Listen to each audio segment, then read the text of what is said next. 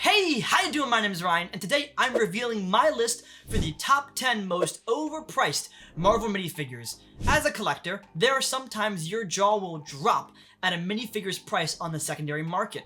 Not just because it's expensive, but because you have no idea why it's so expensive. Now, value is subjective. A person might think that $5 is way too much for a figure. Another person might think that $50 is a great deal for a figure. But these are my picks for the Marvel figures that have no right justifying their price point. And as someone who bought all these figures, this video is so expensive, I can't even afford to record the whole thing in person. Anyway, I'll start with my number 10 pick, Hulk, from the 2016 Polybag, valued at $26.58. Now, all the values, by the way, come from brickeconomy.com, a great website for minifigure and Lego investing.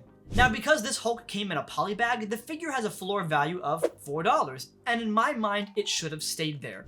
And while this polybag isn't as expensive as other exclusives like Iron Patriot or Silver Centurion, at least those figures have incredibly intricate prints and add-ons to justify their price.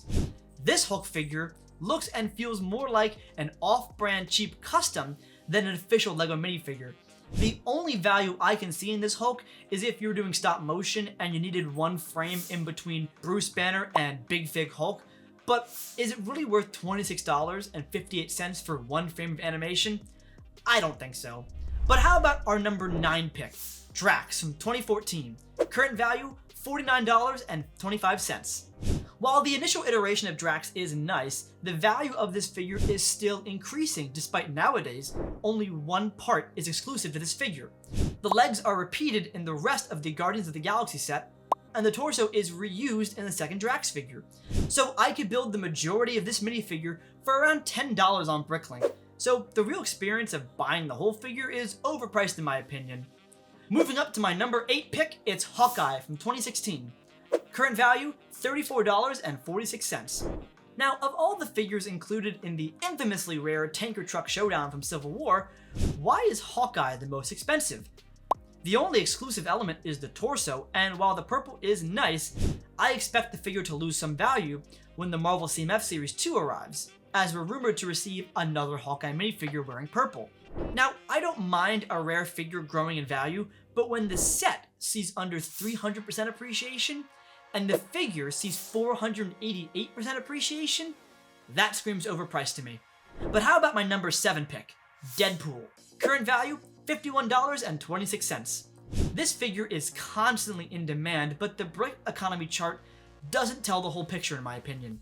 This figure is way overpriced at conventions specifically, often going for over $70. And unless Lego makes a new print variant, expect Deadpool to spike in value when Deadpool 3 promotion begins, because I don't think Lego will make another Deadpool figure again. If Deadpool 3 is going to be rated R, Lego does not like making sets based on rated R sets, so this might be the only Deadpool figure we ever get, and I can see it only increasing in value from here. Moving up to number 6 on my list, Space Iron Man from 2016. Current value, $74.31. While the print work is nice, the enclosed set retailed for $60 and has grown in value by only 103%. This figure has grown in value by 1,386.20%, beginning its journey as a $5 loose minifigure.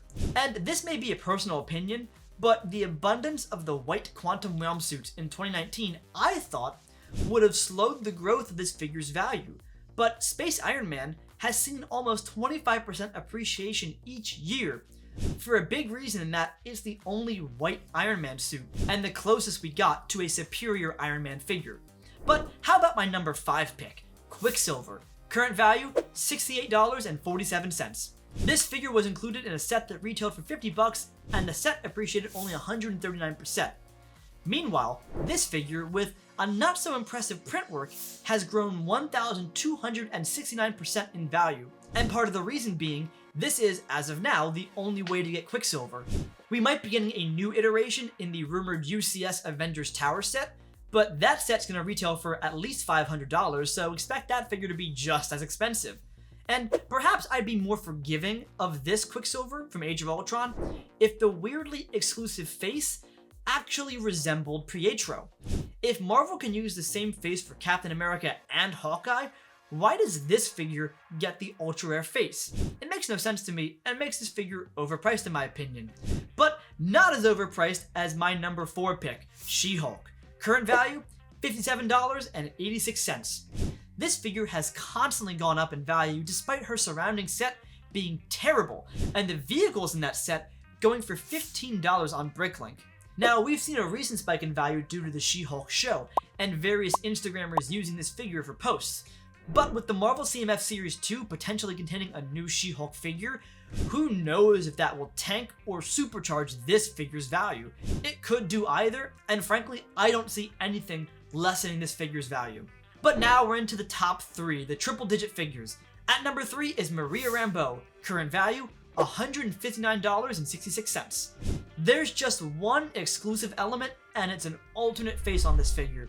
And while the torso is identical to a Star Wars figure, Rambo doesn't even include the leg printing the cheaper figure has, meaning this figure is less so than the Star Wars figure. In my mind, Comic-Con allure is this figure's claim to fame and the only reason it's worth this much. And with what little elements we have new in this figure, hype is not enough to justify that price point. But how about my number 2 pick, the Black Symbiote Spider-Man, current value $871.21. Again, we just have an exclusive head here, and the torso comes from a cheaper minifigure, a previous Venom iteration. Not only that, but the head design is really simple and easily replicable. In fact, here's a figure from BigKidBricks.com for $30 that's a pretty close match to the official one. And here are some Firestar Toy custom heads that again are very close. But if you want the real deal, you have to pay the big bucks, because this figure is solely based on Comic-Con hype, and for over $800, that is way too much. But not as overpriced as my number 1 pick. This is the figure that made me infurious when I bought it. And what is it? Well, it's Tony Stark from 2022's UCS Hulkbuster set. Current value, $213. Say it with me. Only one part is exclusive, and the rest of the figure is overused and bland. The face, way overused. The hair, way overused. The legs are blank. I believe this figure is bolstered only by the value of the set, which is still in retail, is overpriced, and is also terrible. Now, here's why this figure is number 1 for me.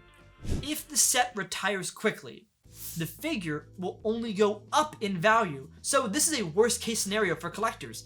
It's an already overpriced figure for a set whose time in the sun is quickly setting. That is a horrible situation because you either bite the bullet now, or you risk paying even more in the future for just the figure when the set is out of retail. While I had varying degrees of trouble justifying most of these purchases, this Tony Stark figure gave me the most trouble, made me the most frustrated, and gave me the most motivation to make this video. And now the list is over, I can finally afford to be back in person to ask, what do you guys think the most overpriced Marvel minifigure is? I'd love to hear your thoughts in the comment section down below. And as always, if you like this video, be sure to subscribe to the channel, and thanks for watching.